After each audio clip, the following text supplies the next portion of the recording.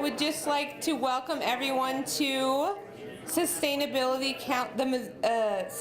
Business Council's awards ceremony. We're excited to have a really good lineup of award winners and also board members and community members. A lot of great folks here tonight. Thank you for being here. We certainly appreciate it. As many of you well know, we have several different categories of what we're awarding tonight. So I'll just kind of run through them quickly, but the first is Business of the Year. Second is New Venture of the Year. Third is Sustainability Advocate of the Year. Fourth is, as I move forward, Strive Towards Sustainability Participant of the Year. And fifth is SBC Volunteer of the Year. So for those of you who don't know, the Sustainable Business Council is celebrating our 10th anniversary this year, and we are so excited to have everyone here tonight. This has been something that has been in the works for, like I said, a long time, and we're excited to be continuing to move forward in our mission of what we're doing in providing businesses the ability to grow and change and improve their sustainability. We are extremely fortunate to be able to have our founder, one of the founders here, who is still serving as an administrative coordinator, Susan Anderson. So thank you, Susan. Maybe raise your hand. If you don't know Susan, thank you. We are so grateful to still have her as a part of what we're doing and be able to be a part of, like I said, how we continue to move our organization forward, and we're really extremely excited to have her here. So without further ado, let's get started with the awards. And I've been told I have to first announce that I'm sorry, all of the awards will have to be redone because they were broken on the way over here. Anyways, it's not like and don't worry about it. We'll make sure that we get the right awards to them, but they were dropped. And so just don't think we're chintzy. We just it was just one of those things that happens. So we will make sure that you get the right things. But so let's get started, like I said, with our first Business of the Year, Bayern Brewing, Jürgen Knoller. If you could come forward, that would be great.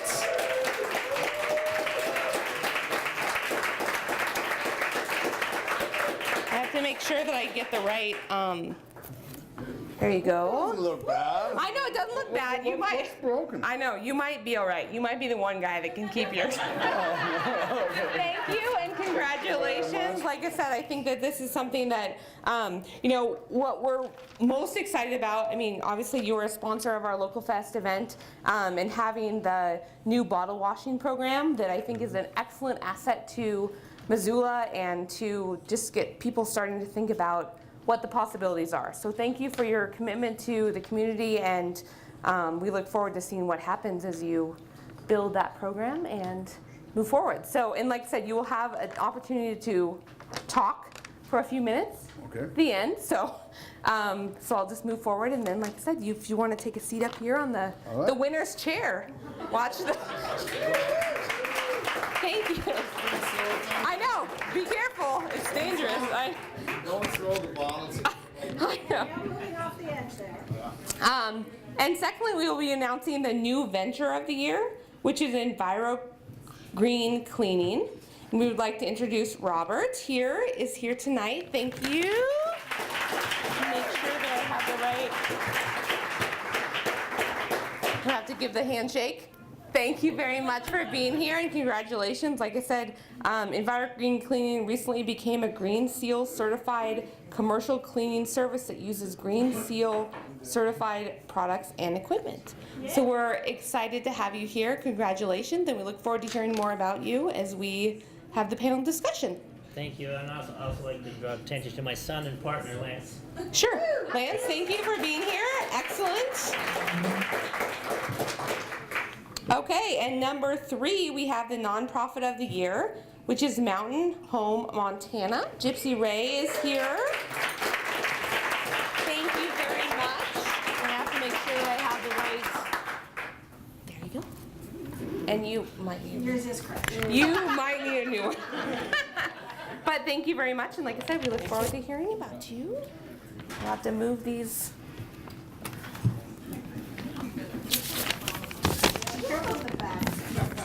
A little dangerous up there on the stage, but that's the risk you take. For being the sustainability, that's what happens. And number 4 is Sustainability Advocate of the Year, Chase Jones, who's a grants administrator for the Missoula City County Office of Planning and Grants.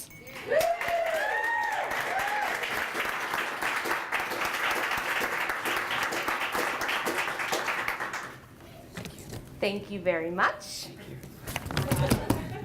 There you go, and we're running out of chair space. That's good. Whoops, sorry. Dangerous up here. And next we have the Strive Towards Sustainability Participants of the Year, and the winner of that is Homeword, and it's Andrea. You can come up here. Thank you very much. Wow. All right, let me walk over that microphone. I know, dangerous. This is looking good. You might be the lucky one. Yeah. Okay, and last but certainly not least, we have the SBC Volunteer of the Year, Ryan Weisser of Axiom IT Solutions.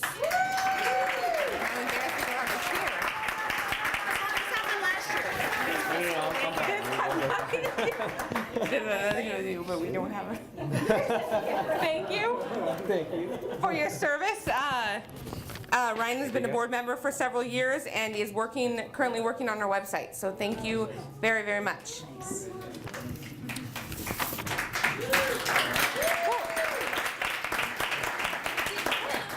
I know. Ryan, you're gonna have to come up here, back up. Well, maybe like pull it.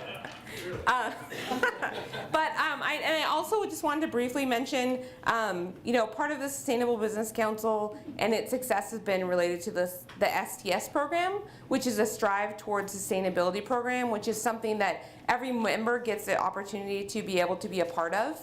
So if you are an SBC member and haven't been through the program, or if you have been through the program, I think it's an excellent opportunity to be able to learn from other people and also learn from board members, different past people that have been very successful in their businesses for different opportunities to figure out how you can build sustainability within your business or make it a priority, and whether it be the different stage. I mean, there's several different stages of sustainability. And so like I said, if you haven't been through the program, I would encourage you to contact either Sue Anderson or myself or someone to be able to figure out how we can help you. And that's primarily our goal for SBC, is to be able to help businesses be able to figure out what they can do and then be able to allow businesses to help each other. Is one of our prime missions for this organization. So thank you very much for being here tonight. And like I said, we're going to open it up now to each of the different winners to be able to talk about their business and all those things. So, but again, thank you for being here, and I guess we'll turn it over, and I think we'll just start from the side. So Jürgen, you're up, buddy. I think I'm going to stand up some. Sure. And you have kind of a small window of wire. Yeah, that will work. Well, first of all, thank you very much for bringing us up on this podium. And we're very happy. We're also a little bit exhausted from the last 3-4 months of installing that big beast machine. Of course, first of all, I mean, something like that is not something like you just buy it off the rack, you plug it in, and you run it. I mean, it takes a lot of time and effort. It takes a lot of help. I mean, for example, Thorsten Guy here, our brewmaster, everybody that works here at Bayern Brewing, I mean, everybody gave just about everything they could and had. And we're talking long nights, we're talking long days, we're talking frustrations and everything else. We're talking a lot of on-site engineering. Of course, thank you to all the people that made that possible. Also, thanks to Bank of Montana. We, by the way, did not get any grants from any side, state, federal, and so on. It was basically done as a local business with a local bank. And so, thank you very much, guys. So, but it is working now. And as of right now, we got the machine delivered in July, actually on July 4th, and we unloaded it July 5th. And the installation process took a while, took over a month. And I'm very proud to say, as of right now, we are already at a point where 30% of our bottled packaged beer comes with reused glass. And our goal is by 2013, this time of the year, to hopefully be able to run our bottling and packaging operation with up to 90% of reused glass. And it all sounds good, and everybody looks at maybe like a six-pack or something like that. When you look towards the end of the bar, you see 4 cases of beer and 4 single bottles. Now, 4 cases of beer is 96 bottles. There are 16 six-packs in there, 4 cases in there, and the 4 bottles. We are currently producing almost 50,000 bottles a week. That is 2,000 cases of beer, 2,000 case boxes. There are 8,000 six-packs, and there are 48 to 50,000 bottles that go out the door. Now, if we are replacing 30% of that, right now over 15,000 bottles come back every single week. Now, this is not just, I mean, I think we can use our local resources, i.e. that means you guys, to help us with that. We are also working together with a number of different partners. For example, there's IE Recycling, Four Corners Recycling in Bozeman. We are just hooking on with another company in Billings. We partnered up with, we just got a commitment from Summit Beverage. We are starting to have reusable cases as of next year, so they are helping us. The people, of course, are bringing the glass back, and we are also dealing with, we are approaching other brewers, and we have letters of commitments from those brewers to help us and becoming collection sites for glass. So that's more than we could hope for, and I think we can continue that. But also, when I'm talking about those 48,000 bottles, well, first of all, you need to melt sand to make glass. The only thing that takes more energy to do than that is aluminum. Now, theoretically, you could melt a bottle probably up to 5 times before it loses its structural integrity. And then you would have to throw it away, use it for road fill or something like that. You can actually run a bottle. We had them analyzed in Germany. They figured up 8 to 12 times. I think probably more than 20 times. Now, how that all comes into play is, if you just imagine, you see the 100 bottles here, imagine the pile of glass that 48 or 50,000 bottles make. Wow. It takes a bit. I could fill this room in probably less than 2 weeks, this entire top floor with bottles up to the ceiling. And that's what we are trying to keep out of the landfill. A little bit to the history. When I came here 25 years ago, well, it was easy then. I mean, we had a small brewery. We were getting bag malt. We sold malt bags to a local feed and seed store. We didn't have much for packaging, period. We were recycling a little bit of the cardboard. You know, the proceeds went to Humane Society or to animals. So we neutralized all our stuff, effluents, and so on. When we started packaging, that whole game changed. I mean, you have 6-packs coming that come in boxes. You have to build boxes by the thousands. You have the glass, and everything was just thrown away. It just blew me away because I've never seen that before, because everywhere else I've ever been before, even like in Canada, I mean, they're washing their bottles, and here nobody is doing it. Now, in those days, that was simply not feasible. That's all you were able to get. And then over the years, we gradually decided to do little by little more and more. So we were taking cardboard back. We were, not cardboard, 6-packs back. We had actually taken the bottles back, and somebody crushed them and used them for road fill. But when I saw one day that a bottle fell on the floor and skidded clear across the whole bottling room, without breaking. I went like, wait a minute. That bottle is a heck of a lot stronger than what I was used to from Germany as a non-returnable bottle. So here was an idea. I had no way to get glass back with the logistics because the distributors wouldn't take them back, because the grocery stores wouldn't collect them. I mean, it was just impossible. And it was just in the last few years where people started thinking about it. And without the people that accept that concept, this whole deal would not be possible. Anyway, so we sent the bottle back to Germany. They figured out 8 to 12 times. By the way, the technology back in Germany is to the point, because waste is one of the most expensive things you can deal with over there, because you have a small country, smaller than the size of Montana with 83 million people.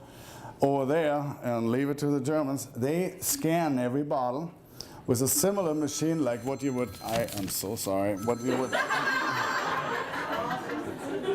you would check your bone density with. They check the bottles like that, and once they hit critical mass, they kind of collect them. They wait till they have enough. They put them in they fill them one more time, put them on a container, and ship them overseas. That, what they save by not having to dispose of them themselves, pays for the freight. And we deal with them, you know. So anyway, I mean, it was a long ways from the initial idea till we actually were starting to do it. We just had some experts in also from Atlanta, Georgia. They were helping us with getting the right adjustments in the machine, and they also know how to dissolve glues and that kind of stuff. They said the last machine they did was Coors in 1997. And they came up with something that would dissolve a non-casein glue, so you have an ice water resistant label on it. And 6 months later, they scrapped the machine, and that was the end of it. And right now, as of this day, we are the only machine in the United States of America that is doing that. And that, for being able to do in Missoula, Montana, we are very proud of it.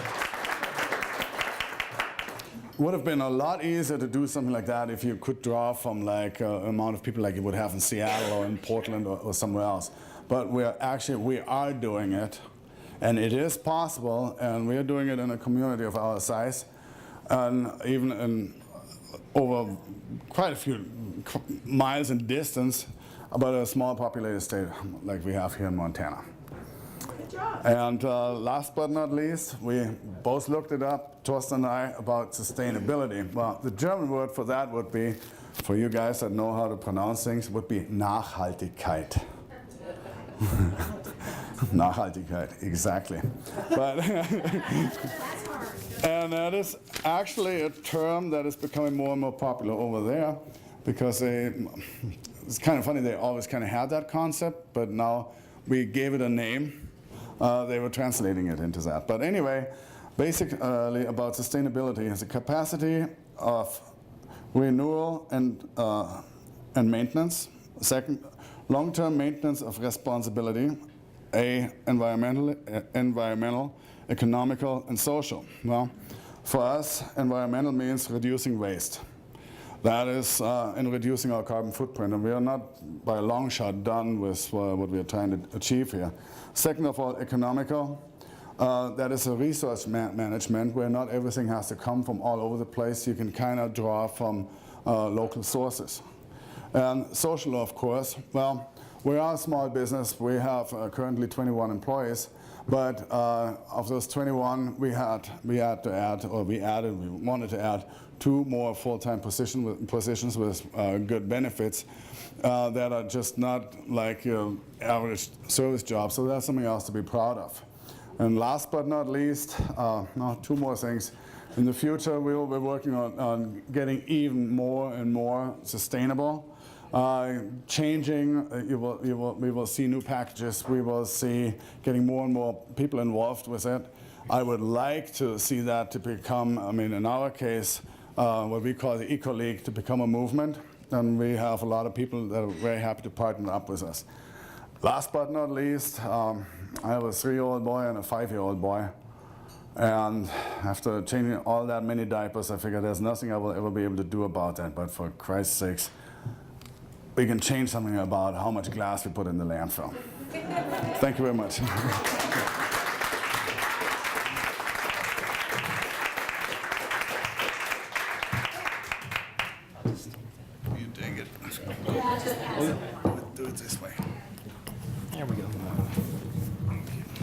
Well, I'm Robert with Enviro Green Cleaning, and once again, my son Lance, my partner. We're very happy to get the Sustainable New Venture Award from SBC, so we'd like to thank SBC for that.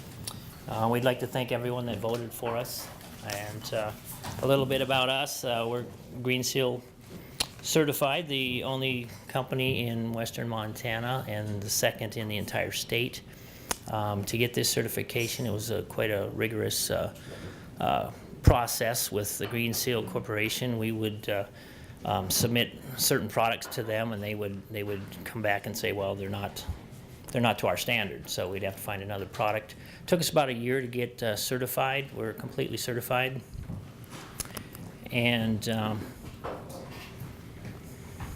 we're new. We've been certified since May. Like I said, it took about a year. The greening of Missoula would be nice, being the garden city and all. We're finding that Montana is maybe a little bit behind other states in being green and the whole green movement, but hopefully that's going to catch up here in the next few years. We are a commercial cleaner. We do, at the current time, we do law firms and banks, and we have a software development company and those type of businesses. We also have some literature back here at the table where you signed in, and if you'd like to know more about us, please take one of the little flyers we have there. I'm not going to say a whole lot, but hopefully you'll have some questions for me when we open it up for that. So thank you.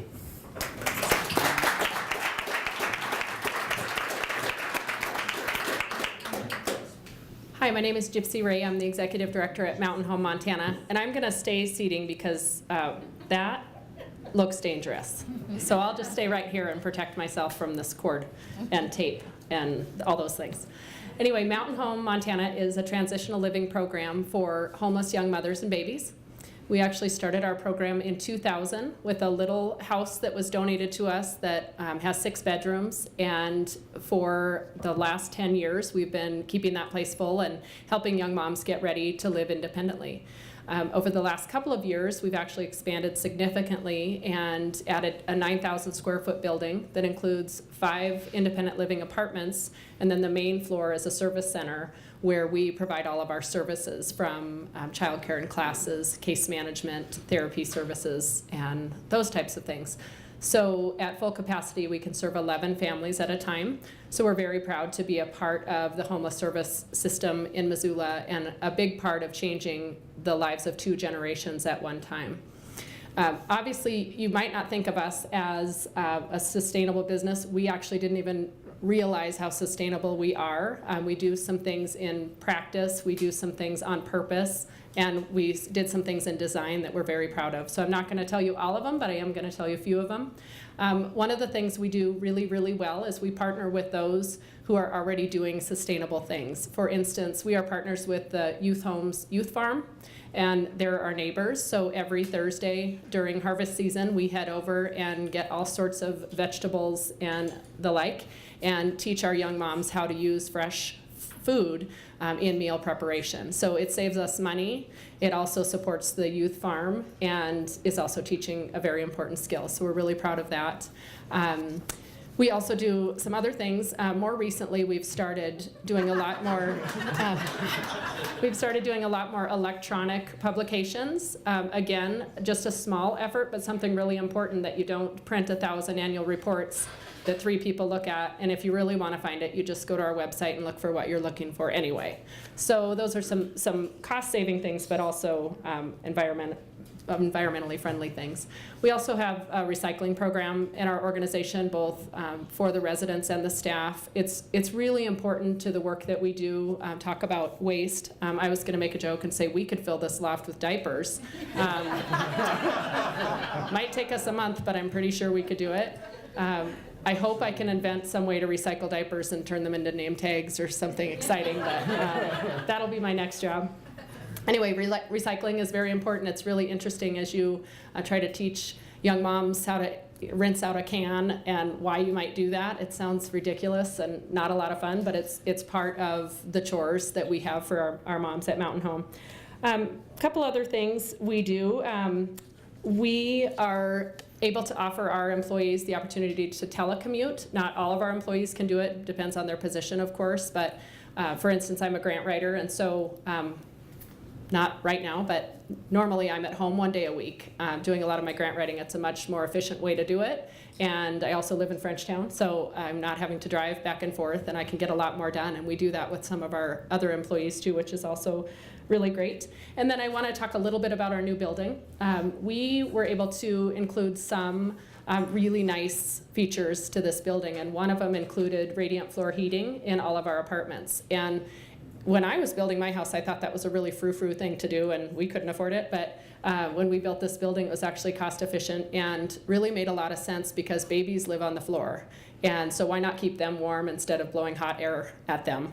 And so that was really exciting, and it's been a fun, we've been open for about 1 year and 3 months in this facility, and so it's been a lot of fun to learn how to do radiant floor heating and learn that you really can't crank it up or crank it down. There's no such thing. So we're learning and teaching at the same time, so that's really great. A couple of other things that we did, of course, we used Energy Star appliances. Because of code, which again, code can be good at times, we have all sensor lighting. Again, trying to train the light switch flippers to stop doing that has been interesting, because if you switch it off, then you've really switched it off. So that's been fun. Again, as a grant writer, sometimes in my office, if I don't move fast enough, the lights shut off. So I have to jump up and move around and then sit back down. So that's always lots of fun, anybody who does that. We also did solar lighting on our exterior of our building and also in our parking lot. So that's really good as long as we have enough sunlight this winter. And we'll see if we have anything. Let's see, and of course we do a lot of life skills training in our program. Of course, it's a transitional living program, and part of that is about providing housing from homelessness to permanent housing. We're kind of the gap in between, but we're also a place where we teach very intensive life skills. Most of the young women we serve do not have the life skills that they need to live successfully on their own, and that's everything from budgeting to parenting to housekeeping and everything in between. But really, we have an opportunity to teach sustainable practices every single day, 24 hours a day. It's not one class a week, it's all the time. We have 24-hour staff there, and so we're really able to make an impact in quite a short amount of time. So I could go on, but you can also visit our website, and I put some brochures on the table. And thank you very much for this award.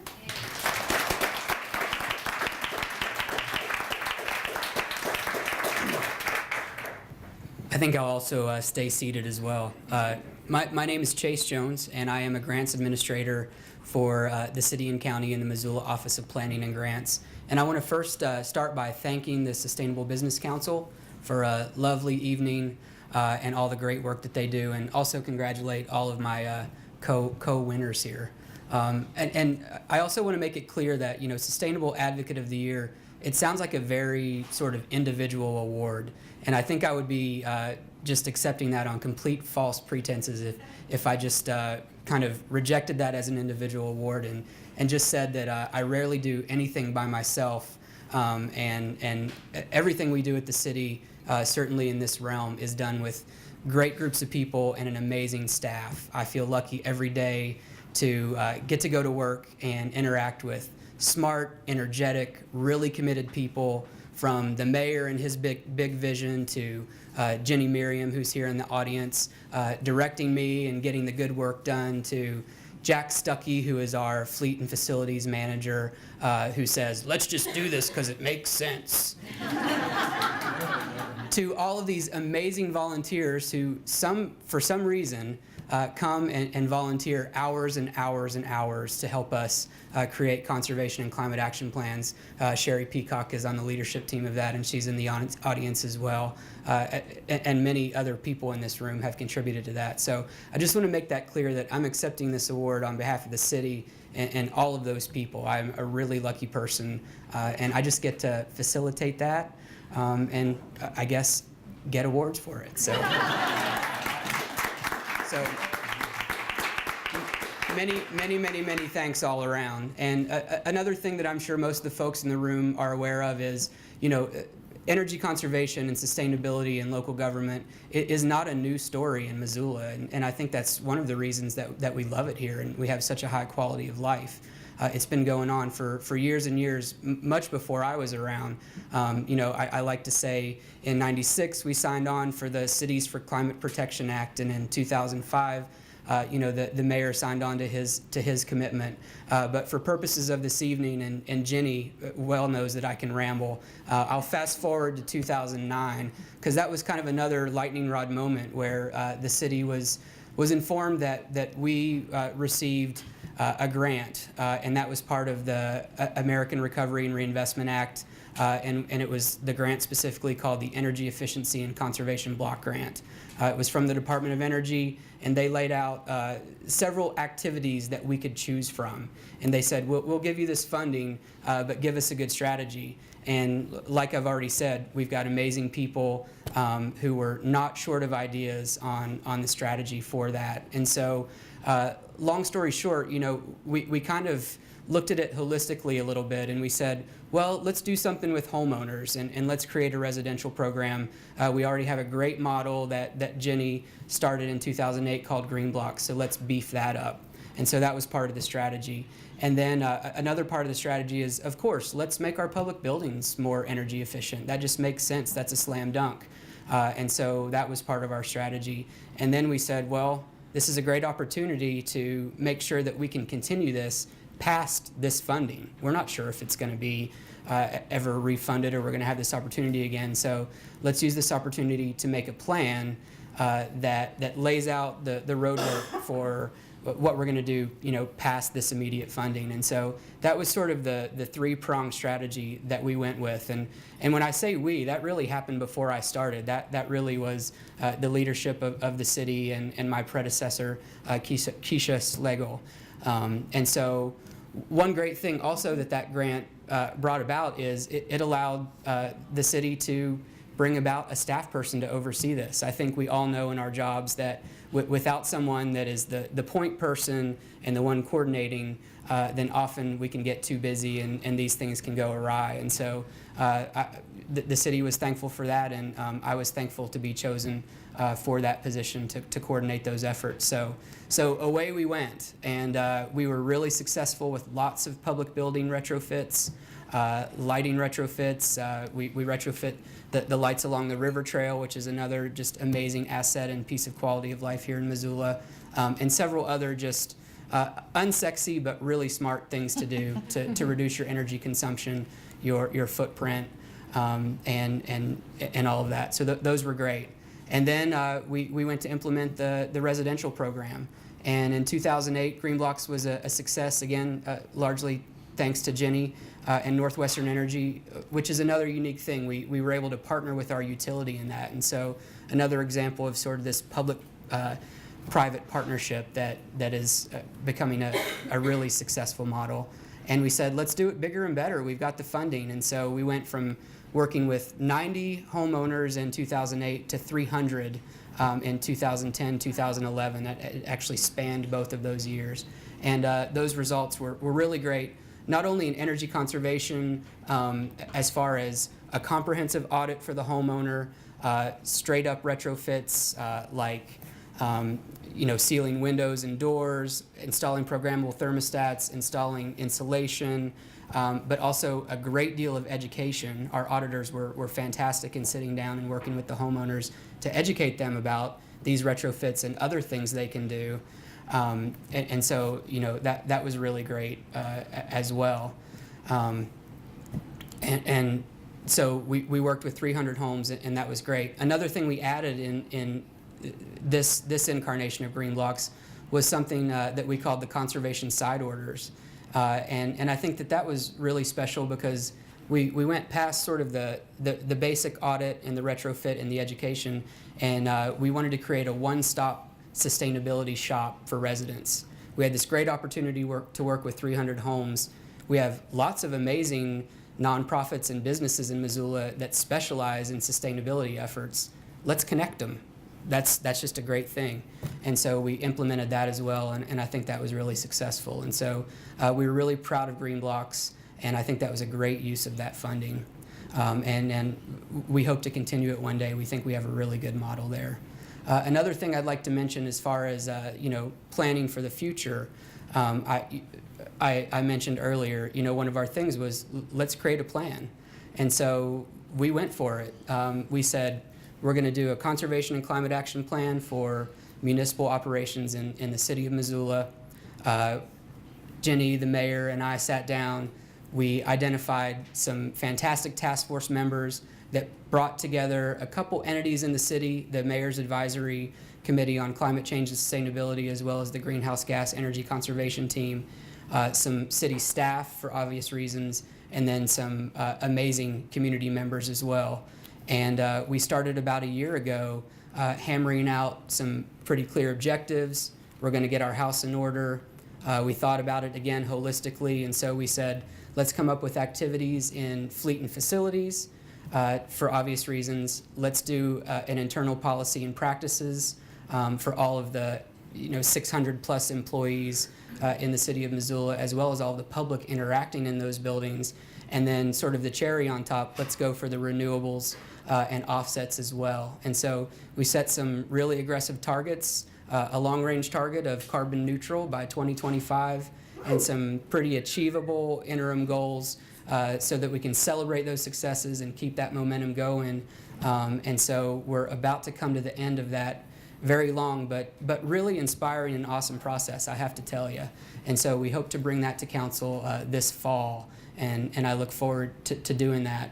And again, really getting our house in order, getting some great things under our belt, and then possibly parlaying that into a community-wide plan, obviously not on our own, but with some of these great partners and some of these great networks that we've set up. And so again, I was really proud to be part of that. And we have a big, great group of people in Missoula working in local government, and we're getting some good stuff done. So I'm just really grateful for that.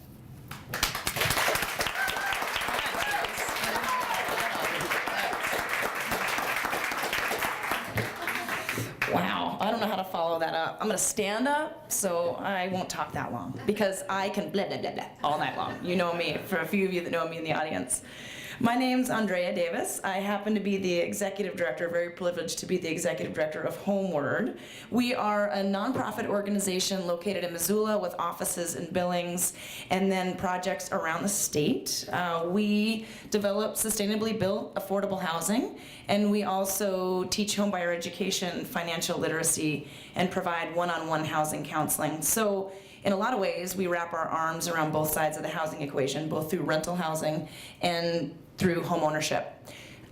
Years ago, in 1994, when the organization was created, the founders of the organization recognized that you can't build for the future by destroying the environment today. And so from the very beginning, since 1994, Homeword has had a focus on sustainability.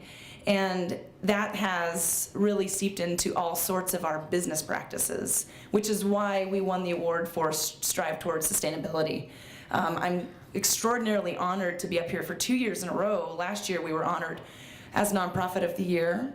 And I do have to say that the Sustainable Business Council is such a cool organization because 2 years in a row, our local breweries have accepted awards.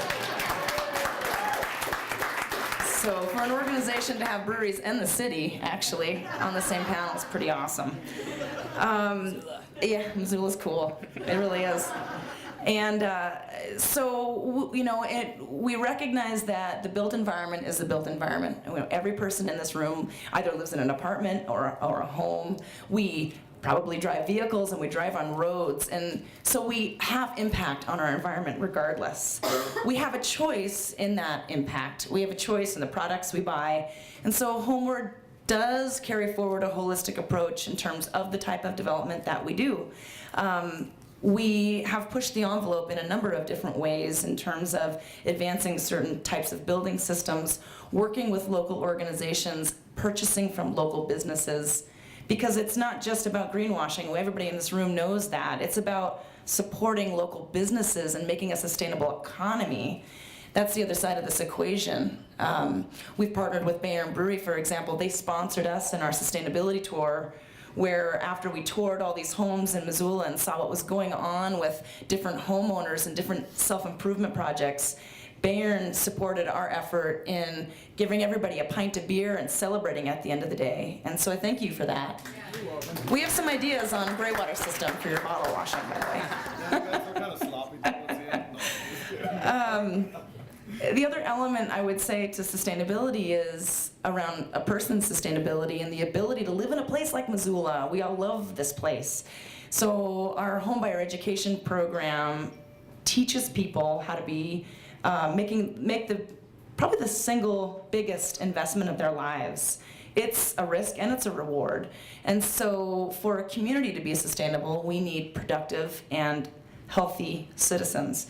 And that is why we teach homebuyer education. That's why we teach one-on-one financial literacy. We work with folks like graduates and folks that are in the Mountain Home program to try to complement their case management on financial literacy skills. So folks really we're solving poverty. It's a long-term strategy towards poverty, but it's about community sustainability. And I know I'm kind of, switching it up a little bit just from recycling and those kinds of things, but it's a big issue. Speaking of strive towards sustainability, we, how should I say, I guess we hired an Energy Corps member, which is basically like the AmeriCorps program. And that person was Martin Knight, who has concluded his term with Homeword. But he was somebody that participated in the Sustainable Business Council's Strive Towards Sustainability program. And we won all 9 badges out of the gate. And we're very proud of the fact that our business practices are already in alignment with the mission of the Sustainable Business Council. Some of those things are as simple as buying recycled paper, but it really comes from management's philosophy. We have an amazing team here. I've got at least 2 staff folks right there. I've got 1 board member, 2 board members.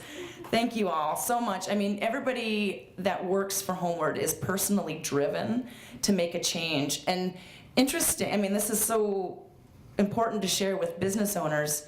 People come to work for us because of our vision and because of the impact that they can make. Sometimes they put their paycheck on the sidelines. They say, I want to go to work for an organization every day that makes a difference. And I want to feel proud of what I do. And that's something we promote very heavily. So everything from challenging commutes to recycling programs. We do the same at our residential facilities as well, where we encourage our residents to recycle. We provide a green manual to our residents when they rent one of our units. A lot of times folks that are low income have never had the opportunity, especially in a community like Missoula or in other places in Montana, where we don't have municipally supported recycling, right? We don't do that in this state.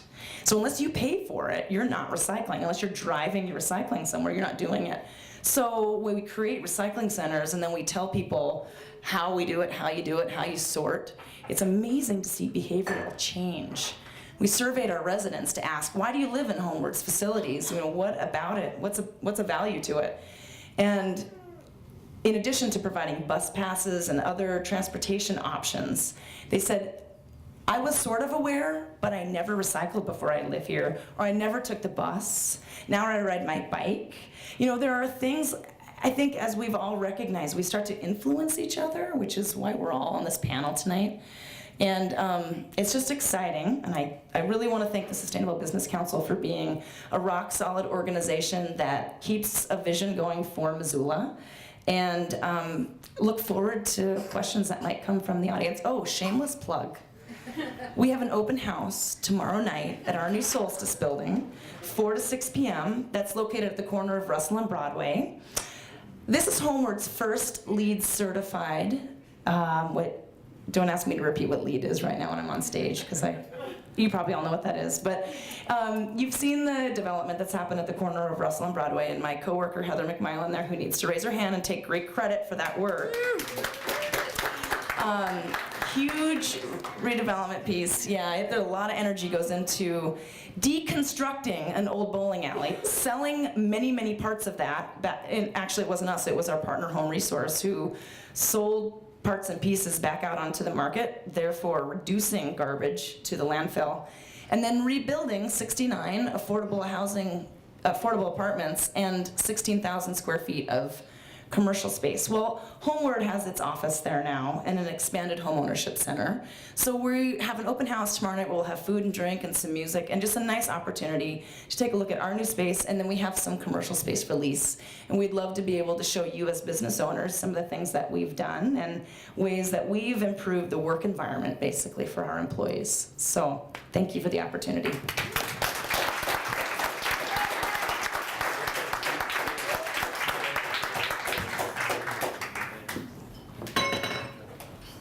Excellent. Thank you very much. And like I said, again, thank you for being here. We appreciate you. We appreciate you for what you're doing in the community and supporting our vision of what the Sustainable Business Council is now.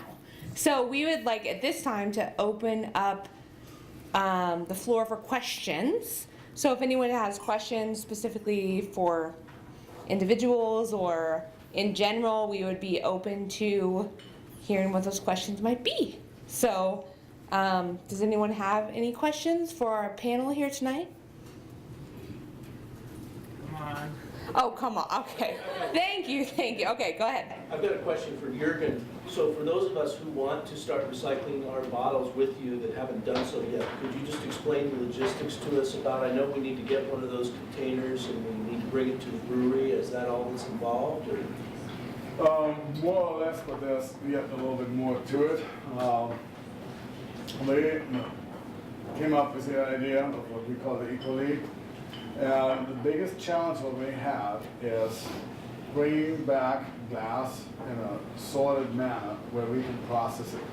We need to be able to stack it on pallets. We need to be able to, thanks Torsten. So brown Might as paper well stay here. bags full. Torsten is running all the technical operations of Bayern Brewing. Anyway, we have a box here, we have a brochure here. What we need is glass to come back in a sorted manner. And pretty much the box describes it, what kind of glass, what the bottle needs to look like. And we like to see the 6 packs that come with it. Purchase one of those boxes, you pay a $3 deposit. You bring it back right now here in Missoula, you bring it back to the brewery, you get another empty box just in exchange. We give you 5 cents a bottle and 10 cents on one of our own 6 packs. So we get a maximum of $1.60 back. Wow. And then you get another box. And if you're sick and tired of the box, after or you're moving, you have 2 options. When you go camping, that's waxed box is the best kindling in the world. Or you bring it back to the brewery and we give you a deposit back. But the idea with that box was we need to be able to ship boxes like to a recycling center. We need to be able to fold it flat, otherwise we're shipping air. I mean, I can put 600 of those boxes on one pallet, whereas if you put those in a full-size box in a semi-trailer, you can put maybe 2,800 on the whole thing, and here a full trailer full, we would go 14 spots times 600, so that's 1,400, 6,000, 10,000. We could put 2,200 on a truck, for example, versus like 2,800. So that would save time, fuel, and so on. The wax box has the advantage, even if it sits outside, it doesn't deteriorate right away. And we have seen people, I mean, Torsten, what do you guess how many turnaround times we have seen? 4 to 5 turnaround times before the box actually breaks. So we're getting more than one use out of it. Yeah. So you can buy the box, by the way. You can buy them at like Gordon's Market. You can buy it at a good food store. You can buy them at Orange Street Food Farm. You can buy them at Weisser Grocery. And a couple other places in town. It's a deposit. Or at the brewery, and it is just a deposit. So I get $3 from you? Okay. Next question, Susie. This is a question for Gypsy. So what about those diapers? Have you looked and done the research into a cloth alternative? First of all, I want to hang out with you. I don't know you, but you seem so fun. That's awesome. And I love your shoes, so let's hang out. Okay. She is. I can tell. I heard it from the doorway. So let's hang out. Okay, so here's the thing. Cloth diapers are fantastic if you have the ability to take care of your baby and change the diaper very, very often. I mean, more than once an hour in many, many cases. So once in a while, we do have a mom who is developmentally able to take on the cloth diaper system, but most of the time we can't. These are moms who developmentally are about 12 years old. They have not gone through all life experiences and figured out, like you were talking about, teaching sustainability. We're teaching that carrots come out of the ground, not out of a can. I mean, that's the kind of training that we're doing. And nothing to insult our girls, but really to say that's the reality of what we're doing. So both breastfeeding and cloth diapers would be a fantastic goal for us. And sometimes we're able to do that, but most of the time they are using disposable diapers. And the good thing is the diaper programs or the diaper businesses are trying to make more environmentally friendly diapers. They're better than they used to be, but it's not all solved, and they certainly don't recycle yet. So thank you. Okay, next. Thanks to all the winners for sharing your stories. I've got a comment and a question for Chase. We were fortunate enough to participate in the Green Blocks program. Our house is more than 100 years old, so we ended up with a bunch of insulation in the attic and in the basement, and so we're really thankful for that. And also we participated in the side orders by getting a couple windows installed. Although I have to admit that was partly for sustainability and partly because those windows actually opened. That's what we call a win-win. Air conditioning. Jason, can you kind of give us a summary of what you just said in the mic? Because I don't think a lot of us heard. Win-win. Sure. Adam said that he and Mirta and his family were participants in the Green Blocks program. They have an over 100-year-old home, and that they saw great results with the audit and the retrofits, including some significant insulation. Is that correct? Yeah. And that they also participated in the side orders program by purchasing and installing a couple windows. I'll try to be louder with my question. Sorry. My question is, after the whole program was done, we got a survey that asked us what we thought of it and whether we could quantify our savings. Have you or anybody in your office been able to, well, did you receive any surveys besides mine? And if you have you compiled them and tried to figure out, made sense of it all? We have compiled the surveys. We found from many folks on the surveys that we didn't get real exact numbers as far as savings go. And I actually have it written down somewhere. We did get a report from Northwestern Energy that told us their estimated savings. And when you get into savings with these programs, it's extremely hard because it's 300 individual households that, things can change so much, including the weather, but you can weather correct. We didn't exclude rentals, and so that the number of occupants in a home could change. Someone could purchase a new appliance that may or may not be better. And so exact savings were really, really hard to calculate, even by the engineering types, which I am certainly not. But Northwestern Energy obviously has a few engineers on staff. Again, I have written down, the way they calculated it is they're able to get a national average of the installation of a certain widget, for instance, weather stripping. And so we had the numbers of weather stripping, that we put in, and each one of those gets, a consistent value. And again, we're not getting exact numbers, but that's the best we could do. So that's kind of like on that side. They also put a number to some of the education work that we did and sort of the behavior piece. And that's almost even more impossible to calculate. But there is a group that did that. And so Northwestern Energy put that together for us. And the only number that I have in my brain right now is the dollar amount. It seemed like the cumulative total of savings was about $64,000 a year for the participants. Obviously not each individual household. That's cumulative. Yeah. But so I think that's a pretty good number. And again, I could give you that exact kilowatt hour savings as well. We have that as well as decatherms. which is what natural gas is measured in. So we do have those numbers, and I thought it was quite significant. But as far as the surveys go, we got fantastic feedback from most. Again, a lot of folks who work with larger programs know that out of 300 homes, you're going to get a couple grumpy folks, and that happens, and I'm always sad about that. But overall, we got fantastic feedback, and people were thrilled with the program and what they received. So, yeah.